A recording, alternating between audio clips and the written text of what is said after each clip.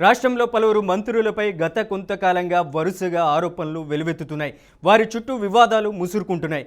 ఎలాంటి సంబంధం లేదని మంత్రులు ఖండిస్తున్నారు. భావోద్వేగానికి ఒకవైపు గురవుతున్నారు, మరొక వైపు కన్నీళ్లు పెట్టుకుంటున్నారు. కానీ తోటి మంత్రులు మాత్రం సైలెంట్గానే ఉంటున్నారు. చివరకు పార్టీ పెద్దలు, ప్రభుత్వ పెద్దల నుంచి మద్దతు, సానుభూతి దక్కడం లేదన్న కామెంట్లు వినిపిస్తున్నాయి. ఈ మౌనం వెనుక మర్మమేంటి? వ్యూహాత్మకంగా వారి వ్యక్తిగతమనే భావన? స్పందిస్తే ఒక బాధ, స్పందించకపోతే మరో ఆందోళన. మంత్రులపై వస్తున్న ఆరోపణలు అటు ప్రభుత్వానికి ఇటు పార్టీకి నెగిటివ్ అవుతున్నాయి.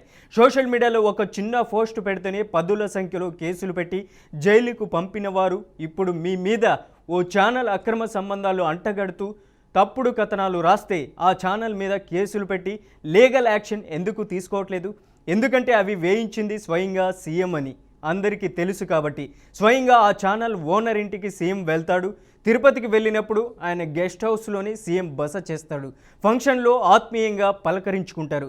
ఆయన చేసే ఒక ప్రైవేట్ కార్యక్రమం దీపోత్సవానికి సీఎం కుటుంబ సమేతంగా అటెండ్ అవుతాడు.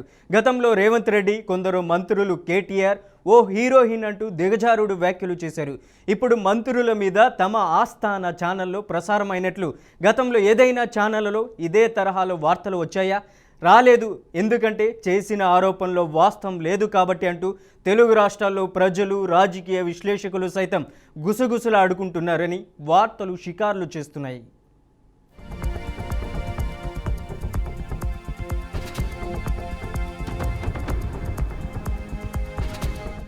గతంలో కేటీఆర్ మీద మంత్రులు చేసిన ఆరోపణలకు పరువు నష్టం దావా కేసు వేసి చట్టపరంగా కొట్లాడుతున్నారు.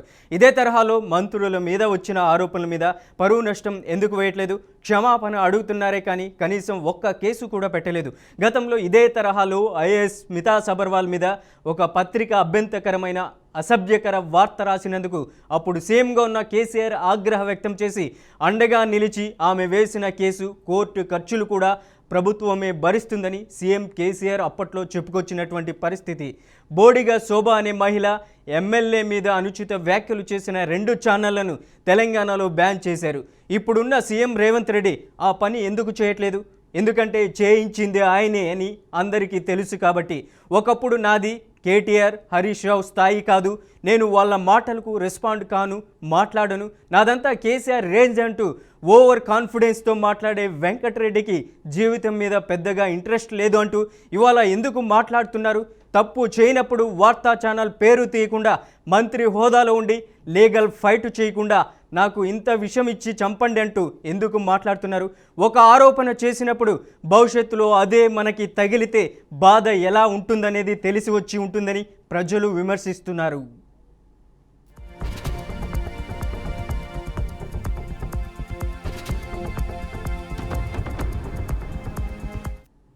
కాంగ్రెస్ పార్టీ అధికారంలోకి వచ్చినప్పటి నుంచి పలువురు మంత్రులపై ఆరోపణలు వస్తున్నాయి.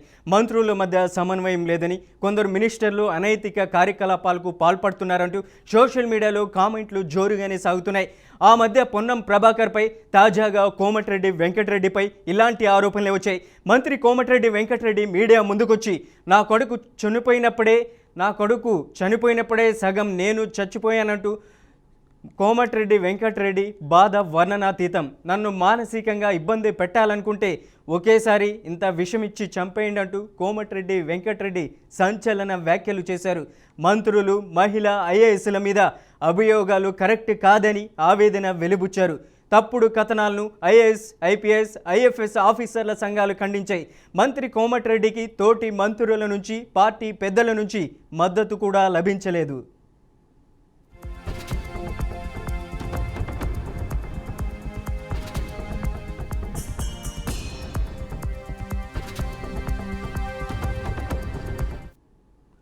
క్యాబినెట్ మినిస్టర్పై టీవీ ఛానళ్లలో, సోషల్ మీడియాలో వచ్చిన వార్తలపై సదరు మంత్రి కంటతడి పెట్టుకున్న సహచర మంత్రుల నుంచి స్పందన రాకపోవడమే జిల్లా స్థాయిలో చర్చనీయాంశమైంది.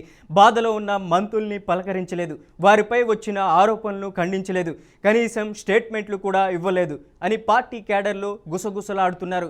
మంత్రుల విషయంలోని పార్టీ పెద్దలు ఇంత సైలెంట్గా ఉంటే మిగతా వాళ్లకు ఇబ్బందులు వచ్చినా అంతేనా అనే ఆందోళన కూడా వ్యక్తమవుతుంది. బాధిత నేతలను పిలిపించుకోవడమే లేక వారి దగ్గరికి వెళ్ళి మాట్లాడడమే చేయకుండా మౌనంగా ఉండటంలో ఆంతర్యం పైన ఇప్పుడు సందేహాలు నెలకొన్నాయి. సీఎం రేవంత్ రెడ్డిని టార్గెట్ చేస్తూ సీఎంఓలో ఓ మహిళ హల్చల్ అంటూ మీడియాలో తప్పుడు వార్తలు వచ్చినప్పుడు మంత్రులు పెదవి విప్పలేదని గుర్తు చేసుకుంటున్నారు. ఆరోపణలు రావడం ఒకెత్తైతే డ్యామేజ్ కంట్రోల్ చర్యలు లేకపోవడం అనేక అర్థాలకు దారి తీస్తుందనేది క్యాడర్ భావన.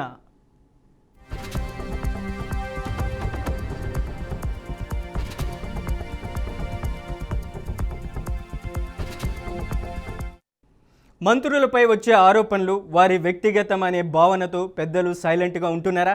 నెగిటివ్ను చక్కదిద్దుకునే బాధ్యత వారిదేనని భావిస్తున్నారా? మౌనంగా ఉంటే అదే సర్దుకుపోతుందనుకుంటే పార్టీకి ప్రభుత్వానికి ఏం సంబంధమని వదిలేస్తున్నారా? ప్రభుత్వానికి చెడ్డ పేరు వస్తే మంత్రులుగా వేరే స్వచ్ఛందంగా తప్పుకుంటున్నారని ఆలోచిస్తున్నారా? ఇలాంటి అనేక రకాలు చర్చలు క్యాడర్లోనే కాక ప్రజల్లోనూ చోటు చేసుకుంటున్నాయి.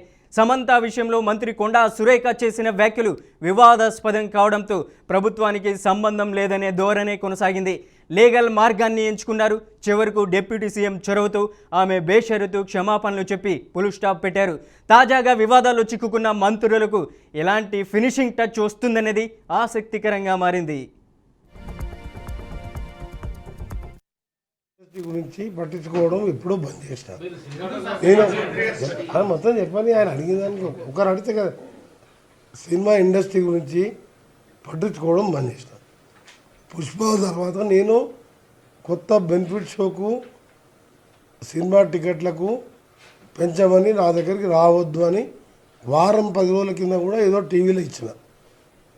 మొన్న ఆ మధ్యలో 2 రిలీజ్ కానీ నిన్నగాక మొన్న ఒక రిలీజ్ కానీ రేపు రిలీజ్ కాబోయే కానీ నా దగ్గరికి ఫైల్ రాలేదు. ఆ 2 సినిమాలు కూడా నేను ఎట్టి పరిస్థితి అప్లికేషనే పెట్టుకోవద్దు, నన్ను కలవద్దని చెప్పిన.